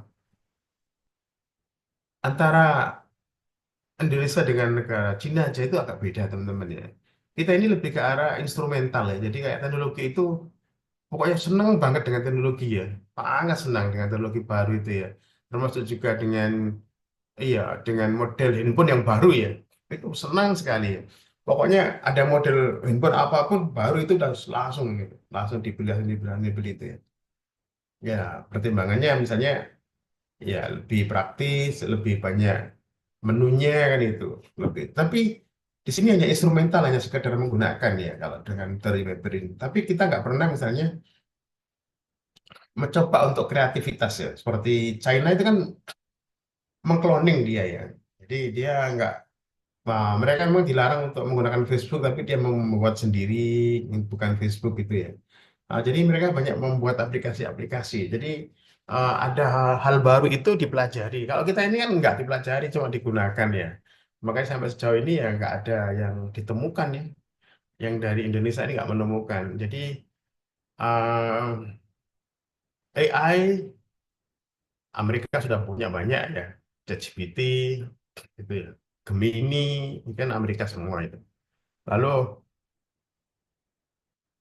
Cina sudah punya ya, kita kan nggak punya ini. Walaupun kita sekarang mulai, ya kita kan telat ya. Sekarang banyak prodi-prodi baru ya, prodi baru artificial intelligence gitu ya. Tuh.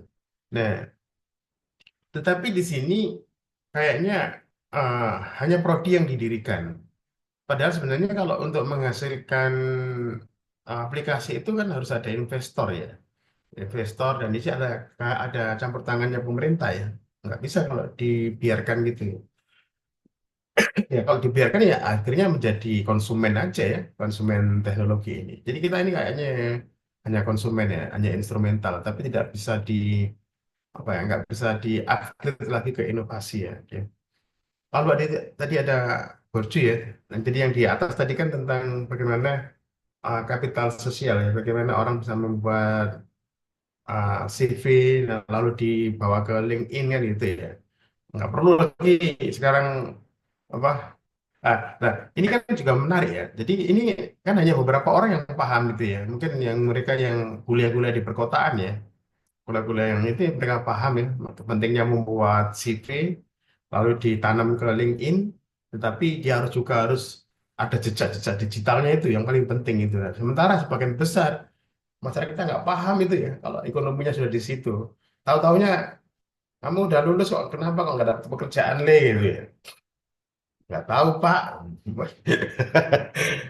Akhirnya kan itu yang terjadi ya, beberapa orang kasihan juga karena orang tuanya itu sebenarnya kita lihat orang tua di Indonesia itu kasihan ya. Dia itu memang apa ya, sangat berharap sekali bahwa anaknya itu dipasrahkan ke pendidikan, dipasrahkan ke kampus, dan orang tua ini merasa merasa memang nggak bisa sehingga dia itu takluk apa ya, pasrah bongkoan lah pada pihak kampus, pada pihak seperti itu uh, dan memang pihak kampus juga nggak pernah ya jarang juga ya melibatkan orang tua bagaimana apa keinginan orang tua seperti apa itu sehingga ini yang terjadi itu malah orang tuanya pasrah, anaknya kuliah, lalu yang kuliah ini juga cepat-cepat ingin lulus ya. Jadi mereka tidak mengambil spirit orang tuanya itu. Orang tuanya itu bukan ingin lulus sebenarnya, ingin anaknya itu pintar ya. Sehingga kalau pintar, kalau punya apa ya, mau punya kapasitas bahasanya itu. Kalau bahasa orang tua itu kan, ya pokoknya saya pasrah lah.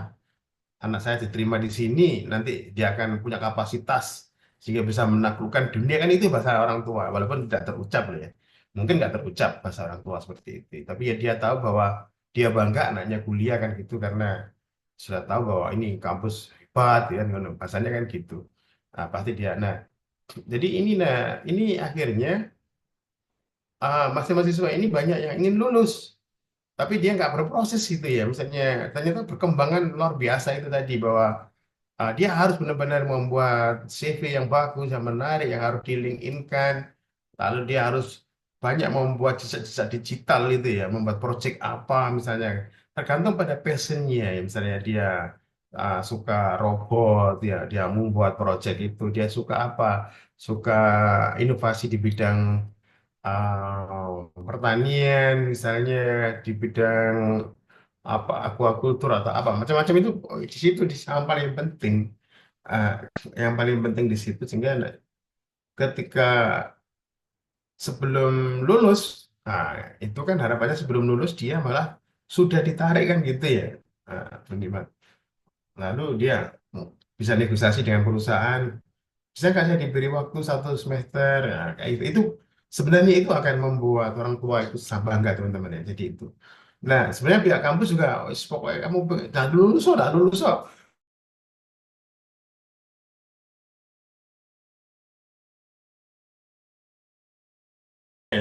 Saya itu kasihan orang tua karena oke lah karena saya juga dari desa juga tahu lah bahwa orang tua itu punya harapan besar tapi tidak terucap ya tidak terucap.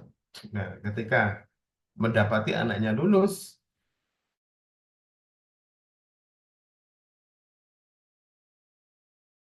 hanya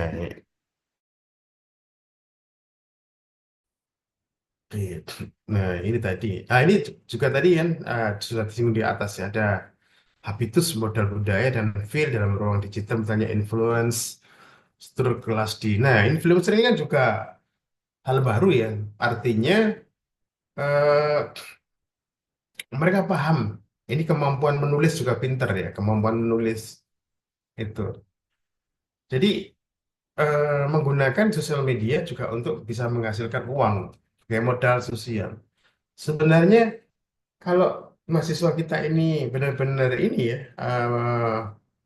melek digital misalnya itu semester 1 misalnya oke lah misalnya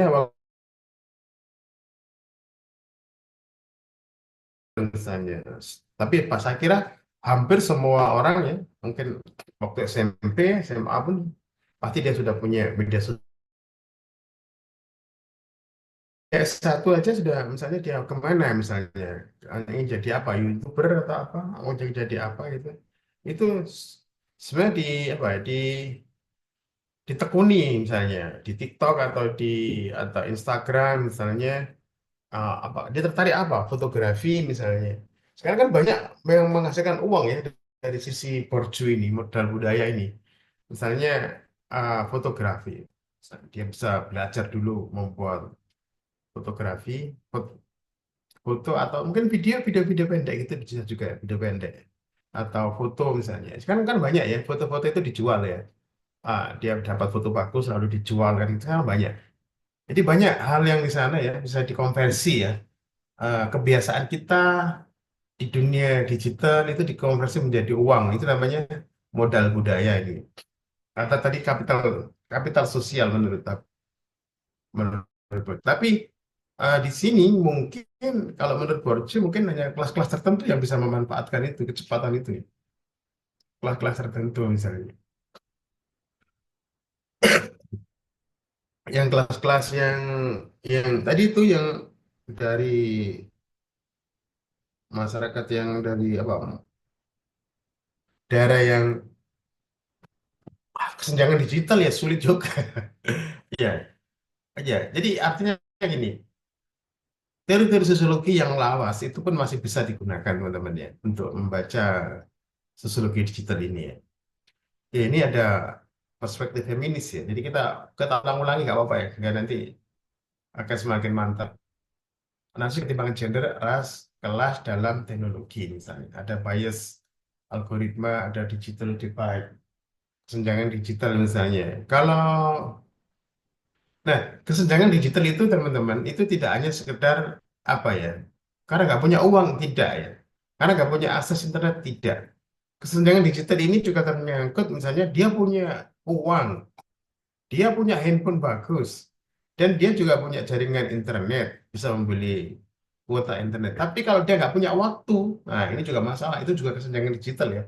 Dia nggak punya waktu misalnya, sehingga dia kayaknya nggak pernah aktif betul di Twitter, nggak pernah aktif betul di Instagram, nggak aktif betul di akhirnya apa? Ini juga termasuk kesenjangan ya. Di saat yang lain sudah banyak membuat konten, di saat yang lain sudah banyak menggebrak misalnya, melakukan aksi-aksi protes misalnya. Ya, misalnya pernah terjadi protes itu misalnya kayak ini. Iya, ini contoh bukan yang feminis yang lain ya. Dulu itu kan ada namanya ini apa yang ikan lumba-lumba ya. Ikan lumba-lumba itu kan apa ya atraksi ya dari kota lain ke kota lain. Tapi ternyata teman-teman itu ada narasi yang dibuat oleh teman-teman yang pencinta pencipta lumba-lumba, ikan lumba-lumba itu ternyata dia mengobservasi dan mengikuti pergerakan mereka itu, ternyata kasihan lumba-lumba itu. Jadi lumba-lumba itu ketika dibawa antara dari kota satu ke kota yang lain itu airnya nggak cukup ya, airnya nggak cukup. Jadi kayak apa ya, membawanya itu kurang bagus. Nah, jadi kayak dieksploitasi ini. Ini jadi tidak hanya orang yang dieksploitasi, tapi juga ini ya, juga ini kita bicara tentang kesenjangan ya. Eh, Hewan ya dieksploitasi. Belum lagi nanti jam terbangnya tinggi sekali ya.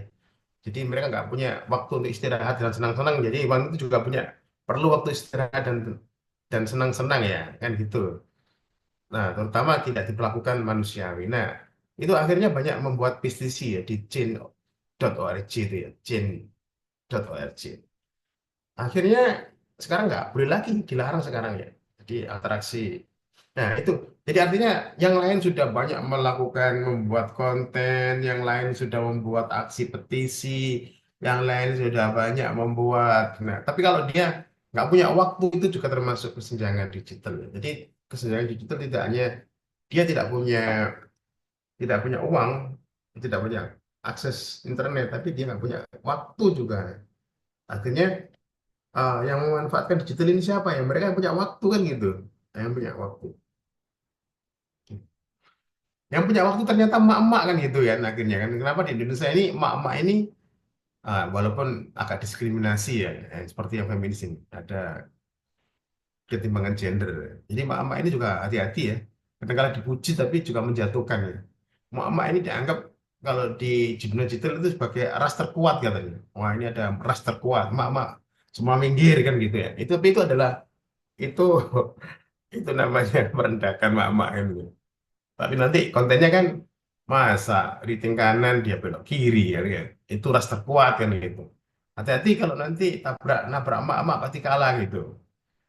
Nah, dia ngomong, mama itu kalau ngomongnya, wah, saya pernah juga lihat itu memang perempuan, mungkin yang salah, kelihatannya perempuan yang salah ya. Dia pakai sepeda motor, tapi ini ada Grab, kalau nggak salah taksi ya, taksi waktu itu belok ke pom bensin, lalu sepeda motornya ini nggak tahu apakah, tapi yang jelas salah itu perempuan. Tapi kalau perempuan itu ngomongnya banyak, tukang taksinya itu kayaknya terdiam ya. Dia nggak bisa bilang apa-apa ya. Sudah. Eh, Ya, ya, tapi itu juga apa ya? Ada ketimpangan juga. Nah, di Indonesia ini saya kira ini sebenarnya kesempatan emas teman-teman ya. Terutama yang dari eh, ibu yang dari KPU misalnya, itu bisa memanfaatkan mak-mak ini. Mak-mak ini banyak waktunya ya. Dan banyak waktu sambil masak dia bisa komentar di Instagram sambil masak ya bahkan kemudian buat konten gitu ya di TikTok gitu ya ini banyak waktunya dia. Nah, sementara anaknya dipegangi gadget kan gitu dia banyak waktu. Nah, sementara masaknya emak-emak ya apalagi emak-emak mama muda misalnya udah catering gitu udah GoFood gitu. Jadi banyak waktu. Tapi saya kira ini khas Indonesia, menurut saya. Kalau saya tidak menganggap itu sebagai, saya kira itu adalah kekayaan, ya, kekayaan bahwa mama kita ini uh, banyak melek politik ya, banyak melek melek digital pasti, melek digital lalu melek politik ya karena aktif di sosial media itu. Dan ini saya kira nggak seperti negara-negara lain nggak seperti di Indonesia. Itu makanya kenapa ketika ada pemilu itu luar biasa ya karena emak-emak ini yang mewarnai sosial media ya. Oke. Itu dan baik. Ya walaupun gitu memang ada keterbatasan ya teori klasik ini ya. Mungkin ya beberapa teori mungkin kurang mampu menjalankan fenomena digital yang kompleks seperti algoritma ya seperti AI misalnya. Ini mungkin nanti kita akan diskusikan ya. Eh, Teori-teori klasik itu cenderung menganggap bahwa yang terpenting dalam dunia itu adalah manusia ya. Maksudnya manusia itu yang mendefinisikan, yang mempengaruhi itu adalah manusia. Interaksi dengan antara manusia itu yang paling penting ya. Nah sekarang ini enggak. Ya. Makanya kenapa teori-teori klasik itu atau ada teori-teori di sosial itu cenderung ke arah teori-teori discourse ya. Bagaimana kata-kata atau pernyataan itu banyak membentuk realitas ya. Makanya kenapa kayak koran itu bagaimana dia kekuatan media ya koran itu bagaimana dia menulis lalu mendefinisikan sesuatu lalu mempermainkan opini kan mempermainkan masyarakat kan gitu. Nah sekarang di dunia ini sekarang nggak itu ya saya kira algoritma ini sekarang yang paling banyak menentukan ya. Nah kita ini sekarang misalnya tadi itu Pak kita mencari semen terbaik tadi itu kita akan dibawa ke algoritma ya. Akhirnya, oh iya ya, semen. Saya kira semen misalnya, akhirnya punya kesimpulan. Oh, berarti kan Holcim gitu, misalnya kan gitu. Sudah murah harganya, nah, tapi dia kualitasnya ada di tengah-tengah. Tapi ternyata di tengah-tengah itu bukanlah kualitas kekuatannya, tapi hanya kekeringannya cepat atau lambat itu aja misalnya. Itu di sini sekarang apa algoritma ini yang menentukan, bukan lagi itu. Udah termasuk AI ya. AI ini juga sangat sangat menentukan ya. Orang banyak berdiskusi sekarang dengan AI. Orang iya, orang curhat dengan AI. Orang mau apapun dengan AI. Tolong dibantu, akan dibantu ya. Kalau kita mencari orang belum tentu ya, 1 minggu belum tentu ketemu. Ketemu mungkin belum tentu juga mau diajak ngobrol ya. Diajak ngobrol juga belum tentu nyambung kan, itu yang jadi masalah kan. Kalau dengan AI cukup ya, pasti dia akan jawab. Mau diajak ngobrol apapun akan jawab. Dengan bahasa apapun boleh. Nah, dinamika perubahan cepat, kan namanya digital berkembang sangat cepat, sehingga perlu diimbangi dengan literatur mutakhir. Ya, jadi memang nggak cukup dengan hanya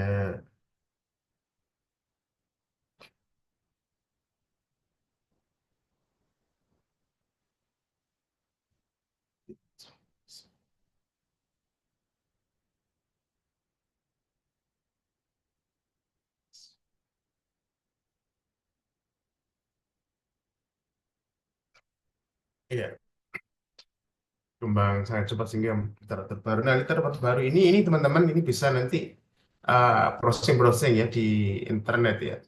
Banyak buku-buku tentang sosiologi digital teman-teman ya. Ada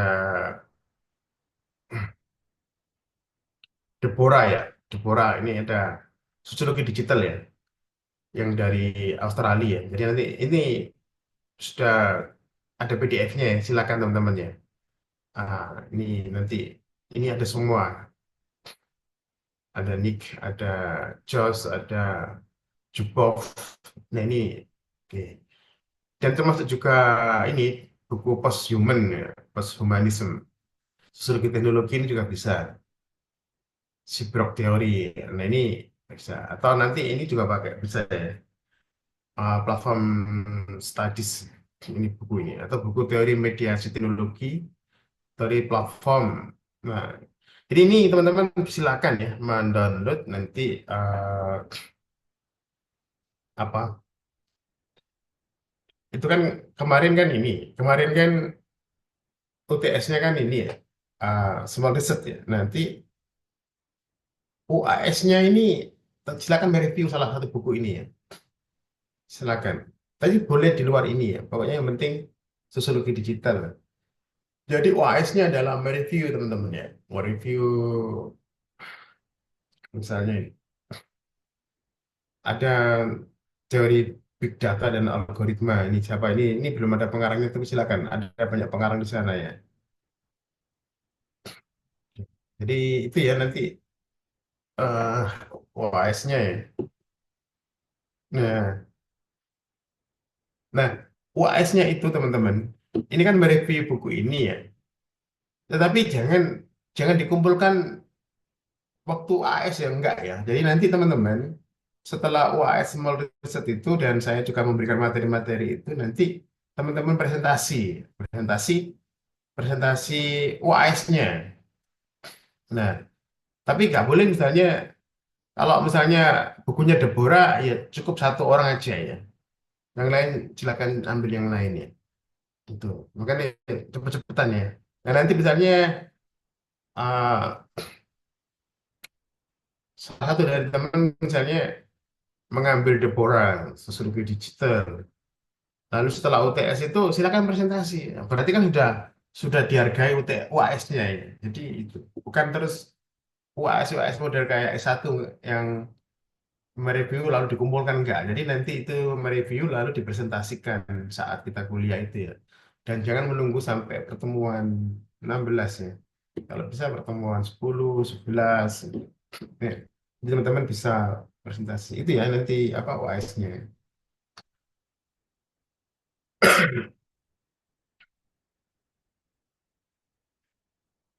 Oke, mungkin ini dulu ya. Ini masih lanjut ya. Nanti kita coba apa apa banyak ini kira-kira teori Durkheim itu nanti seperti apa. Aku tak selesaikan dulu aja ya. Nanti baru ada pertanyaan. Ya, ini ada integrasi teori teman-teman nih. Jadi kayaknya ada kurang tadi ya.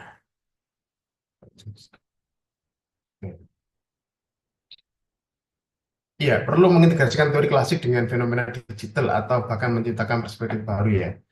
Jadi teori Durkheim tentang solidaritas sosial mungkin relevan nggak misalnya di dunia digital. Ini kan apakah organis, apakah mekanis, atau mungkin perlu konsep integrasi solidaritas yang baru ya. Ini istilahnya apa ya, bisa membuka peluang banyak teori tadi baru yang muncul. Bagaimana konsep alienasi berlaku di dunia kerja seperti gig ekonomi ya? Kalau di pekerja mas pion itu kan pekerja yang itu pun ada dua ya kadang-kadang ya. Pekerja tetap, ada yang pekerja apa yang namanya itu ya? Ah, yang tidak tetap itu apa yang biasanya? Yang dikerjakan di rumah juga ada sekarang benar-benar kayak gitu ya. Ada tetap ya. Terus kalau mas pion misalnya, sebenarnya orang kayak em, mengalami alienasi kadang-kala. Misalnya dia bekerja di bidang AC gitu misalnya. Tapi rumahnya nggak pernah punya AC kan gitu ya. Jadi sama ya. Sama orang yang mungkin bekerja di buat sepatu apa namanya, merek Puma misalnya. Tapi ternyata dia tidak menggunakan sepatu Puma itu karena dia nggak bisa membeli ya, membeli itu. Nah, apakah gig ekonomi ini juga mengalami alienasi ya? Kalau kita lihat di jalan itu kan ada Lala Move ya. Lala Move itu kan gig ekonomi ya. Itu termasuk gig ekonomi ya. Dia kan project-project itu ya. Yang berapa minggu atau berapa ini kalau dia mengambil ya. Itu Lala Move. Ya, itu. Ini juga perlu perlu apa pendalaman. Dan dengan adanya gig ekonomi ini, sekarang kayaknya buruh nggak bisa lagi seperti yang dikatakan Mark itu ya, menuntut keras ya, demonstrasi. Apalagi dengan adanya AI itu, aduh mereka berkurang. Makanya semakin semakin protes semakin hilang.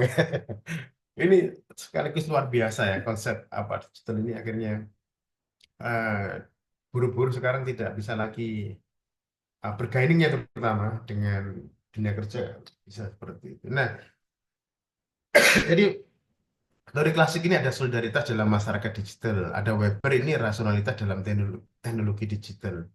Nah, Mark ini ada alienasi dalam ekonomi digital. Nah, sementara perspektif yang modern ya, itu ada masyarakat jaringan kastol ya. Lalu ada Bowman, digitalisasi dalam masyarakat yang cair ini. Ada Foucault yang pengawasan dan algoritma, panoptikon ya. Nah, fenomena digital ini kan ada kayak identitas di media sosial, ya identitas ya. Ada ketimpangan digital, ada algoritma dan bias data ya. Ada ekonomi platform baru, gig ekonomi. Nah, ini bisa di apa ya? Bisa diintegrasikan. Oke, mungkin itu dulu. Oke, silakan. Ada yang pertanyaan termasuk yang UAS tadi ya. Silakan. Ada yang mau ditanyakan sebelum kita say goodbye. Oh, izin bertanya, Pak. Kalau Silakan. iya, menarik sekali ya, Pak. Digital memang sangat apa masih bisa dieksplor lebih jauh. Pertanyaan, misal kalau penelitian sosial kenapa terlambat itu apakah memang metodenya, Pak, belum belum ada yang cocok atau gimana? Metode penelitian digital gitu, Pak. Sebenarnya metode peta digital itu sudah lama juga, Mas Firdaus ya. Jadi kayak ORMS, Online Research Method itu sudah berkembang sangat luar biasa. Itu hanya karena ini, apa kayak jadi sosiolog-sosiolog itu termasuk itu kayaknya apa ingin di zona nyaman ya. Ingin di zona nyaman. Dia itu inginnya, loh saya itu yang tak saya pelajari dulu ya seperti itu, interaksi simbolik misalnya, fenomenologi kan gitu ya. Dia tahunya kan fenomenologi, lalu etnografi kan gitu kan. Etnografi, fenomenologi itu. Nah, kalau ingin mempelajari hal baru, dia kan harus ini, Mas Firdaus harus aktif di Facebook kan gitu, aktif di Twitter. Pokoknya namanya sosiolog kan ya tidak alergi ya, harus di TikTok itu kalau nggak mengikuti TikTok kan gitu ya. Nah, termasuk kan sekarang enggak kan nggak mau mereka ini zona nyamannya mereka kan saya sudah katakanlah saya sudah S2, S3 dan penelitiannya itu kan fenomenologi, penelitiannya itu etnografi atau apa semiotika itu ya yang nah dan dia nggak mau misalnya merambah hal baru itu. Merambah hal baru ini kayaknya membutuhkan waktu. Misalnya kayak, dan akhirnya apa? Misalnya, oke deh, dia punya Facebook hanya sekedar punya. Dia punya Twitter hanya sekedar punya, tapi dia tidak mau eksplor lebih jauh karena waktunya, karena waktu, karena itu, sehingga itu akan memusingkan. Apalagi yang senior-senior ya, apalagi dosen-dosen yang senior, wah itu nggak mungkin itu. Membuat akun aja sudah bingung, sudah gobil sih misalnya. Ya kan gitu. Mengikuti hal-hal baru ini nggak bisa. Twitter dia nggak bisa, terutama itu. Nah, akhirnya apa? Akhirnya sikap yang muncul ada defensif. Defensif itu malah melakukan perlawanan. Nggak boleh, jangan, jangan itu malah. Jadi masa-masa itu malah dilarang, kadang-kadang. Jangan, jangan. Itu penelitiannya. Nah, dan termasuk sebenarnya kalau dia penelitian online, karena metodologi penelitian online itu sudah berkembang banyak ya. Itu etnografi virtual itu banyak dari Hein, lalu survei online itu juga banyak. Lalu kalau mau kuanti, mau kuali itu juga banyak sekali metode-metode penelitian itu. Nah, ya tadi tapi dosen-dosen nggak mau karena tadi itu, karena itu perlu skill baru kan gitu masalahnya. Perlu skill baru.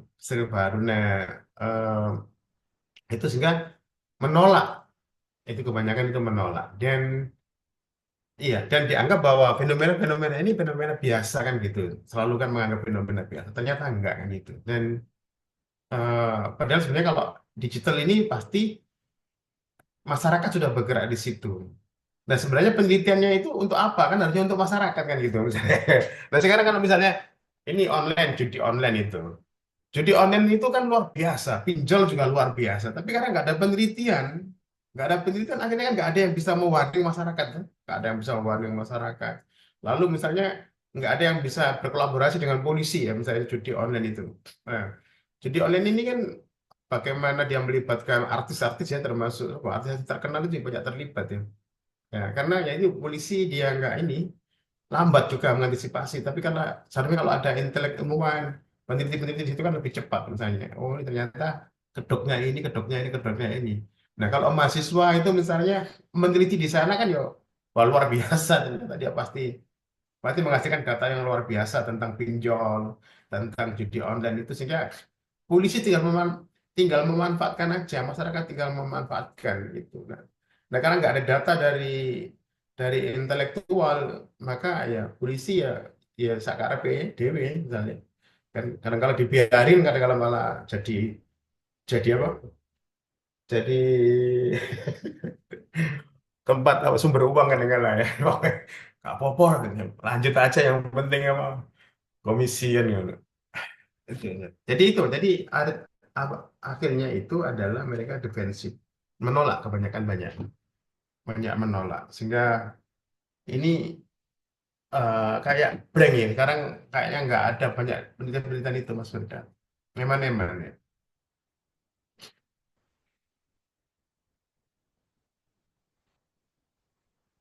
Mohon izin Pak, ada rekomendasi buku penelitian online gitu Pak. Metode ya. G, metode penelitian online. Metode penelitian online itu coba nanti kan Mas Firda pakai bahasa Inggris misalnya. Atau minggu depan coba tak ini tak explore ya. G, Coba siap ini siap. ya. Minggu depan kita explore. Ini kan baru teori, dan minggu depan kita explore metode-metode penelitian online yang dari perkembangannya ya, mulai awal. Ya, oke, nanti itu. Terima kasih Pak. Oke, sama-sama. Oke. Pak, saya mau berpendapat. Iya, silakan, Mbak Agni. Sekalian, kan menurut saya gitu Pak, justru dengan semakin seseorang itu melek teknologi atau melek digital ini malah menjadikan manusia sebenarnya memang lebih kreatif. Cuman di satu sisi itu ada negatifnya gitu loh Pak. Contoh yang ada di TikTok sekarang itu banyak kayak mengemis online gitu loh Pak. Apalagi yang sekarang marak kan jalan kaki Bandung tuh Mekah itu loh Pak. Nah kan malah agama seolah menurut saya dibuat mainan gitu loh Pak. Nah kalau menurut jenengan berdasarkan perspektif sosiologi di kita ini seperti apa Pak? Karena satu satu orang yang eh, jalan kaki dari Bandung tuh Mekah itu banyak banyak dapat gift. Terus ada muncul orang-orang baru yang melakukan hal yang sama seperti itu, Pak. Iya, iya. Oke, itu apa ya? Ya hiburan ya, itu termasuk hiburan dan juga apa ya? Itu bisa dibaca dengan teorinya Bourdieu tadi, kapital sosial. Jadi sebenarnya eh, karena melek digital tadi ya, Mbak, melek digital itu akhirnya apa? Orang sekarang mulai kan tadi saya katakan bahwa emak-emak atau orang Indonesia itu kan pintar-pintar kan, lebih dulu sebenarnya dia lebih dulu memanfaatkan internet untuk kepentingan ya, ada kepentingan politik. Untuk kepentingan politik aja Indonesia nomor satu ya. Lalu untuk kepentingan ekonomi influencer juga Indonesia nomor satu. Nah, negara-negara lain belum menggunakan influencer. Amerika aja baru. Ini contoh Indonesia ini. Wah ini. Nah, tadi kan kalau wah, kebetulan saya dulu kan sering cari apa semen yang bagus itu apa gitu. Nah, saya loh ternyata ada influencer di situ kan. Nah, dia menurutnya. Dan termasuk juga sekarang ini misalnya ketika ada banyak apa, menawarkan ada gift ya pemberian misalnya, maka itu akan dikonversi menjadi ekonomi kan gitu sebisanya dia dan mungkin katakanlah mungkin ada aspek merendahkan saya kira bahwa identitas online itu berbeda kan gitu kan jadi memunculkan identitas baru kalau identitas offline kan oh itu pengemis gitu kan nah kalau identitas online itu bukan pengemis ini kan kreativitas saya kan gitu ya kan ini ya jadi ini agak beda ini Mbak Okmi ya yang lain bisa mengatakan ini itu pengemis dan itu apa ya itu termasuk apa negatif. Tetapi sekarang itu adalah identitas virtual itu adalah sejauh mana dia eksis, sejauh mana dia bisa mengkonversi tadi seperti yang dikatakan Borjo, mengkonversi dari sesuatu dari hiburan menjadi pendapatan itu. Nah, itu adalah ekonomi apa tadi? Ekonomi kapital sosial tadi itu modal sosial itu. Nah, jadi ini eh, ke depannya juga akan semakin canggih ya. Jadi Indonesia ini kan pengguna ya, pengguna sosial media yang luar biasa.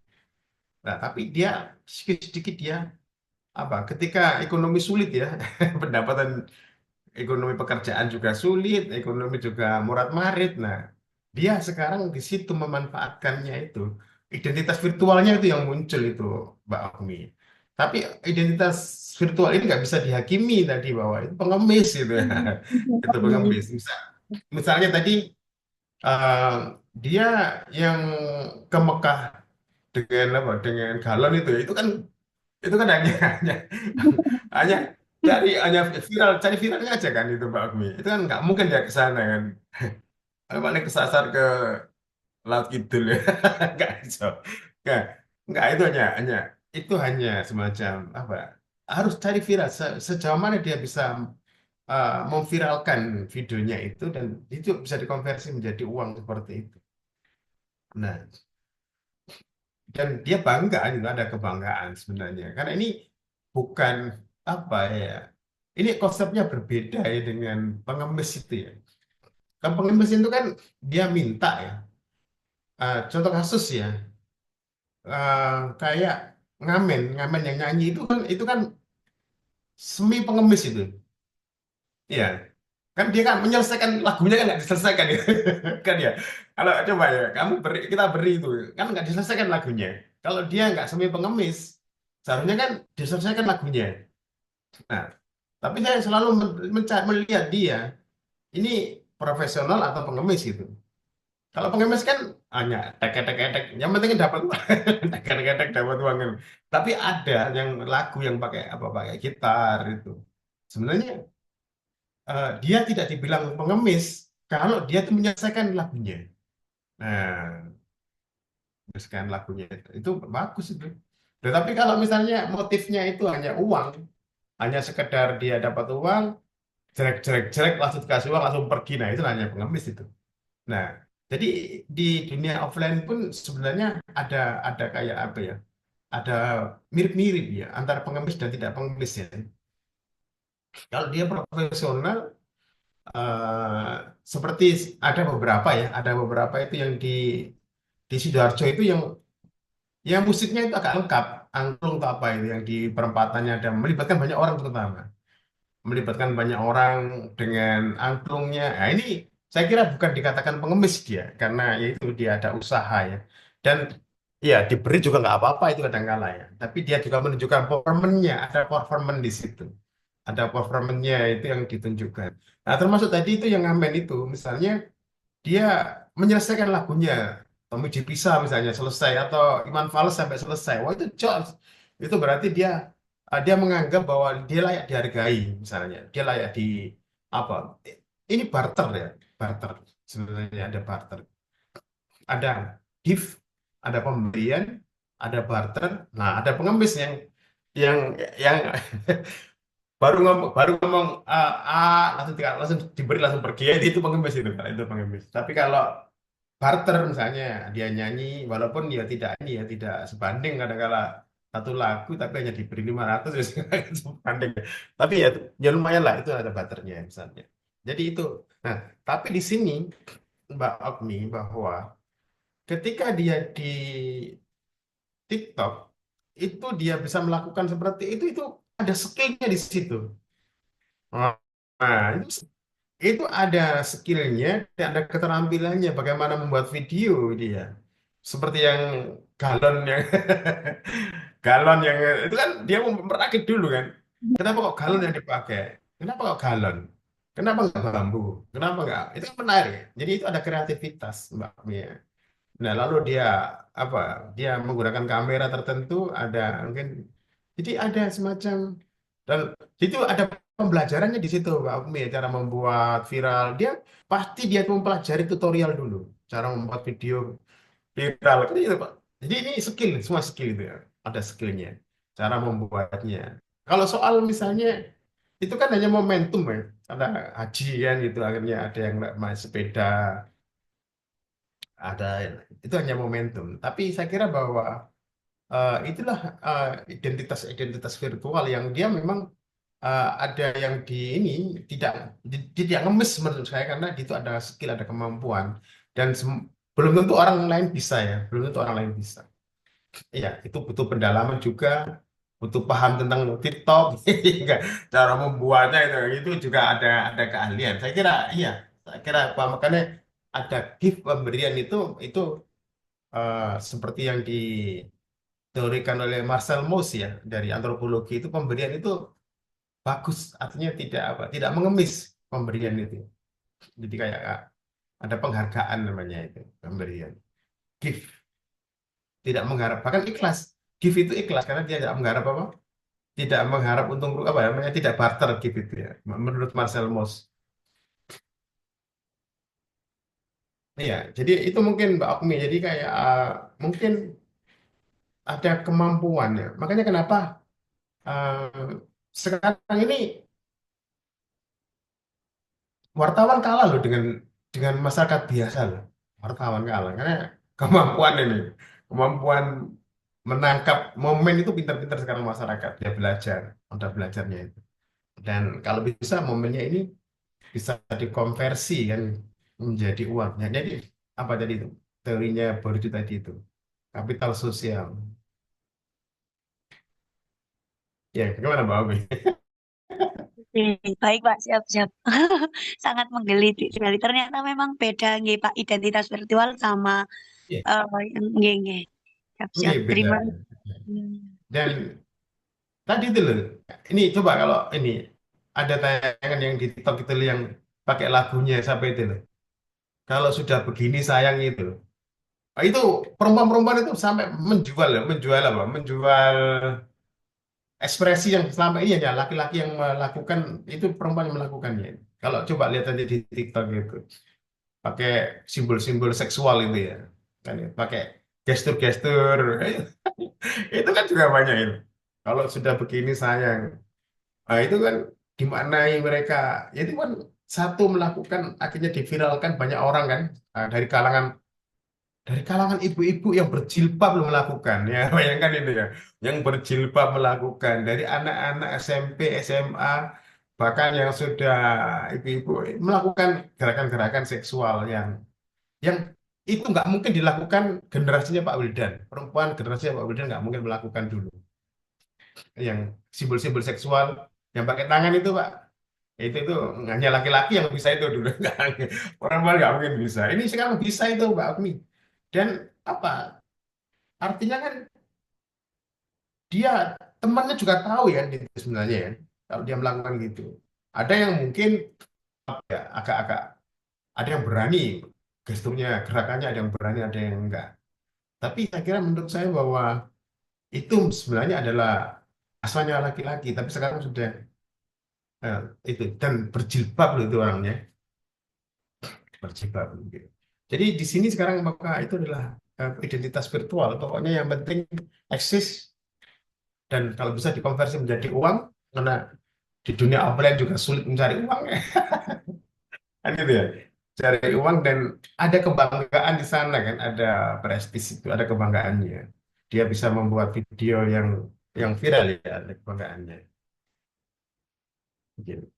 Oke, mungkin. Oke, ada lagi teman-teman yang mau di.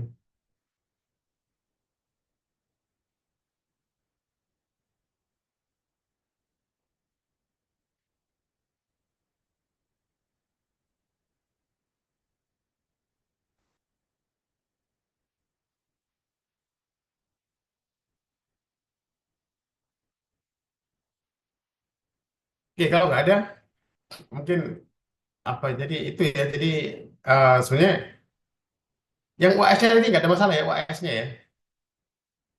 Jadi nanti teman-teman presentasi aja. Nah kita kita hitung sebagai apa? Sebagai UAS.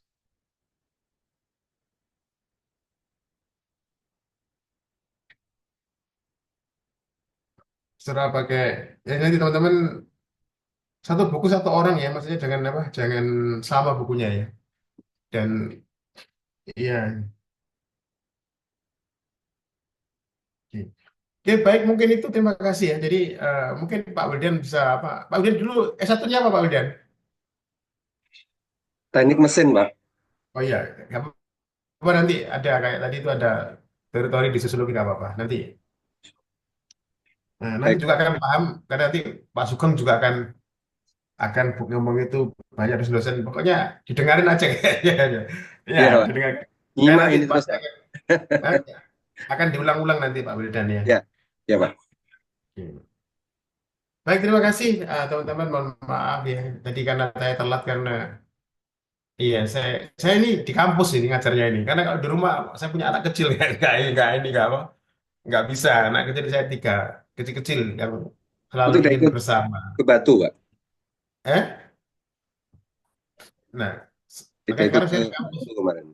Saya di kampus malah sekarang. Jadi ya, saya setiap Sabtu ini ke kampus ngajarnya. Nah, tadi saya agak agak telat perjalanan tadi jam jam 9 tadi hampir sampai kampus. Gitu. Mungkin itu baik. Terima kasih. Selamat menjalankan puasa bagi teman-teman yang puasa dan selamat pagi dan wassalamualaikum warahmatullahi wabarakatuh. Waalaikumsalam warahmatullahi wabarakatuh. Um, Wabarakatuh. Terima kasih. Izin live ya, Mas. Baik. Pak.